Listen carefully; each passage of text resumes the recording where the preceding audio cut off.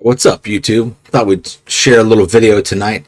Have not streamed live on YouTube for a while, and I thought I would do some little cyber news today so you can see what's going on, what's the new thing. I gotta change the name of the stream title, obviously, because it's something is not correct. So, that's fine. Let's get into it. So, British Airways, data breach. BBC, that's not the other thing you might be searching for on Google or YouTube. Suspected BBC and Boots hit by suspected Russian cyber attack. Gain unauthorized access to sensitive data by exploiting a backdoor in the MoveIt, a file transfer software used by Zealous. So 34,000 UK employees were notified about the massive cyber attack. Tens of thousands of employees from prominent UK companies, including British Airways, the British Broadcasting Corporation, and Boots, may have fallen victim to a large-scale cyber breach from a cyber attack in Russia. It says compromised information encompasses a range of sensitive details, including names, addresses, national insurance numbers, banking information, and other personal records. What's worse, British Airways is also a victim of data breach in 2018, during which the personal and financial details of 380,000 of its customers were stolen. So not as many customers this time, but says payroll provider. And Boots is a well-known UK pharmacy chain, for those who have not heard of it before. I had not until this article. So a renowned broadcasting institution has also confirmed its involvement in the breach. Spokesperson for the organization stated they were aware of the data breach at Zealous, a third-party supplier, actively cooperating with them to investigate the extent of the incident.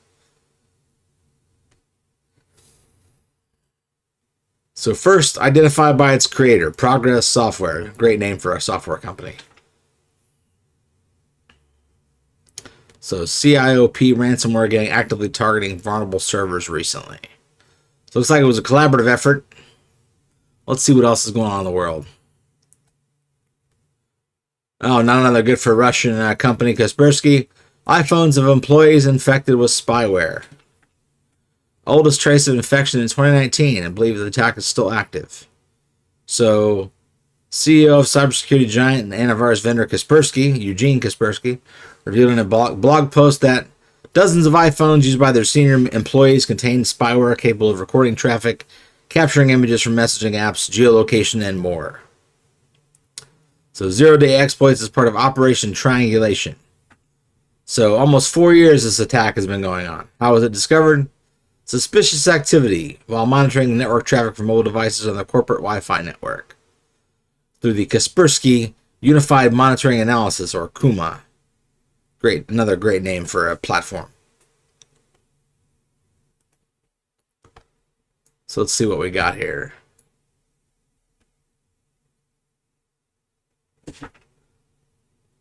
So it begins with users receiving an iMessage with an attachment that contains an exploit. Upon clicking, it triggers a vulnerability. It leads to code execution without taking user input, making it a zero-click attack. So pretty much, users don't have to do anything to run it. It's pretty much self-explanatory. So it downloads after connecting with a C2 server, command and control server, which can include privilege escalation.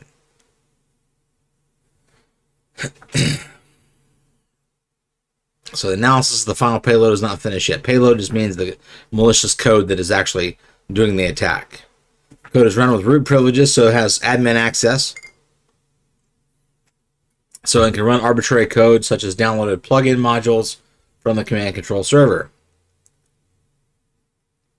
So multiple vulnerabilities are combined to allow attackers deeper access to the compromised device. So it's using a 2022 vulnerability, which was patched by Apple in December of 2022. So, despite the fact that it's an older bug, it can still be breaching devices out there. So several thousand telephone sets of this brand were infected. In addition to domestic subscribers, facts of infection of foreign numbers and subscribers, including SIM cards, registered diplomatic missions, and embassies in Russia, including the countries of NATO bloc and post-Soviet space as well. Israel, Saudi, and China were revealed, Russian intelligence claimed. So Apple's spokesperson refuted these allegations, saying none of their products have ever contained a backdoor. Apple would never collaborate with governments. Of course not. That's what they want you to believe. even though they have to collaborate with warrants and legal activities. So what else we got? So Apple's WWDC conference. I wonder if anything interesting has come out of that. Let's go to bleepingcomputer.com just because why not? So Windows 11 required SMB signing to prevent NTLM relay attacks. Great. We already talked about that one. Kim Sucky hackers poses journalists to steal intel. NSA and FBI. Okay. I'll bite.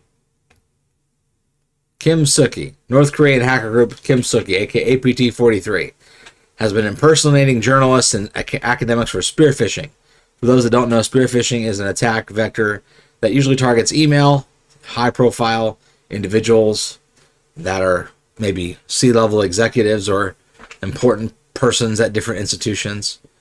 So it comes from several government agencies in the U.S. and South Korea who are tracking the attackers' activity, analyze groups' recent campaigns, and themes used for the attacks. So FBI, NSA, Korean National Intelligence Service, National Police Agency, and Ministry of Foreign Affairs. Note Kim Sucky is part of North Korea Reconnaissance General Bureau.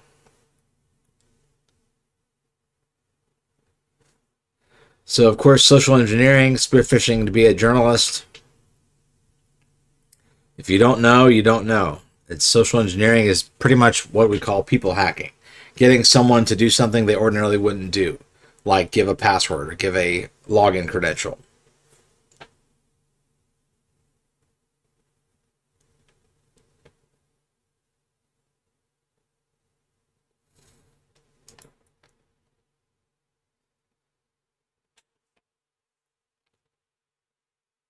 So we got some screenshots here about the phishing messages.